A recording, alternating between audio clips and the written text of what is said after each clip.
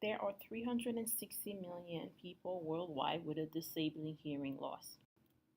Sign language is the language used by deaf people around the world to communicate.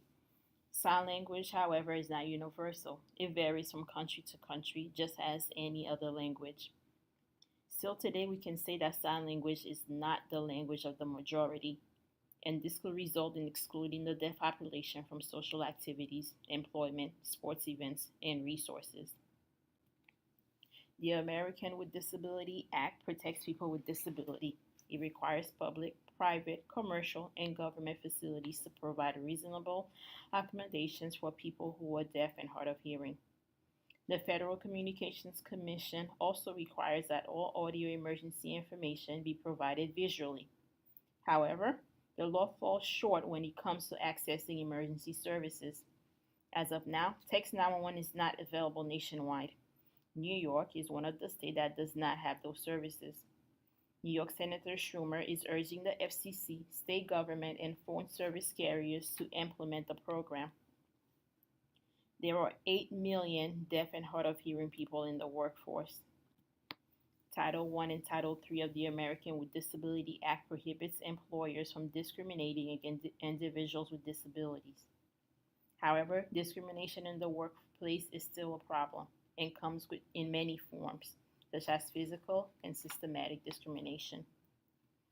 Most deaf workers report a lack of opportunity in the workforce compared to their hearing peers. We can see the evidence with the Deaf President Now movement, spearheaded by the student body and staff at Gallaudet University, the world's only university designed to be barrier-free for deaf and hard of hearing students.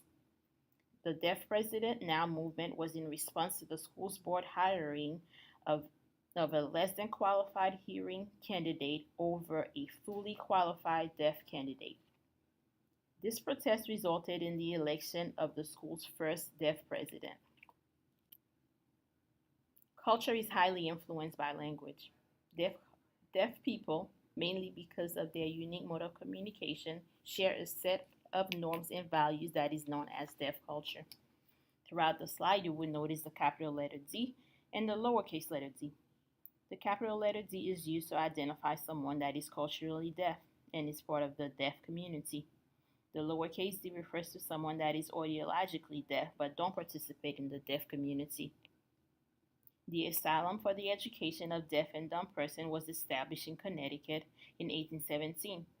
It was the first school for the deaf in the U.S., and instructions were in sign language. The word dumb at that time meant the person was mute and unable to speak.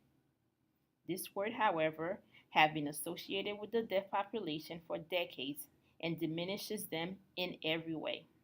The name of the school was later changed to the American School for the Deaf, and although the term is no longer used to refer to deaf people, it has left a lasting impression on the deaf population and has tainted the way most of society view deaf people. With access to proper education and services, deaf people have excelled in many areas and have contributed greatly to the workforce and society at large. Deaf people have mastered in the field of sports, technology, the performing arts, and are employed at all levels of the government. Please click on this link to learn about some famous deaf people. Many inventions have impacted the lives of deaf people around the world. The teletypewriter, relay services, text messages, FaceTime, emails, just to name a few. But none had a greater impact on the deaf community than social media. Websites such as Skype, Twitter, Facebook have made it easier for the deaf population to connect with the hearing world and have improved the quality of life for deaf people around the world. The medical model teaches us that deafness is an illness and can be treated by technology or surgery. It also teaches us that the individual's inability to hear could potentially put them at a disadvantage because they don't fit into society's definition of being normal and are somehow limited. The cochlear implant is a surgically implanted device that allows a deaf person to hear. This technology comes with many controversy and backlash from the deaf community, who saw this as a threat to their culture. Some even went as far as calling it an ethnic genocide. Up until the cochlear implant, Technology for the deaf were used to improve the quality of life for deaf people, not fixing them. Deaf people have their own language, and sign language needs to be viewed as such. At the Second International Congress on Education of the Deaf in 1880, sign language was banned as a form of communication in education setting. This robbed deaf people of their culture and identity. These types of discrimination still continues in the 21st century. In April of this year, a New Jersey girl was banned from using sign language on a school bus because of safety reasons, as stated by the school board.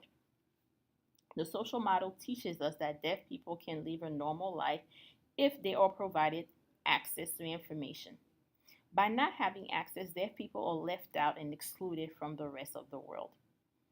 Deaf people's right to obtain written documentation or information in sign language should extend beyond official and government documents and should be more mainstream.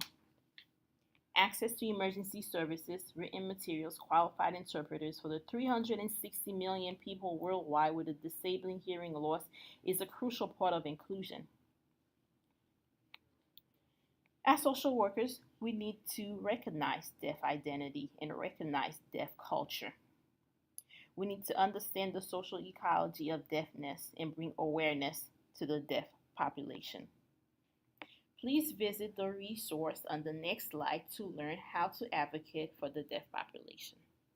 Thank you.